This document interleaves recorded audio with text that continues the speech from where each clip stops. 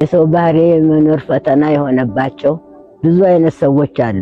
ብዙ ዘርተው ጥቂት ማጨድ ያቃታቸው፣ ፍቅር ሰጥተው ስድብ የተመለሰላቸው፣ ለማስደሰት ሞክረው ሰዎች የተከፉባቸው፣ የቤታቸውን ጣራ በጠገኑ ቁጥር ያፈሰሰባቸው፣ መልካም ለመሆን ሞክረው አስመሳይ የሚል ቅጥል ስም የተሰጣቸው፣ የሳሳት እርግማን የተለጠፈባቸው፣ ሲያለሙ ምስጋና የተነፈጋቸው፣ ብዙ ሰጥተው አመዳፋሽ ያደረጓቸው፣ ስኬታቸውን አፍነውና ሸፍነው ድክመታቸውን አደባባይ የሚያወጡባቸው፣ ጉድለት ባይገኝባቸው እንኳን ፈጥረው የሚያጎሏቸው ብዙ ሰዎች አሉ።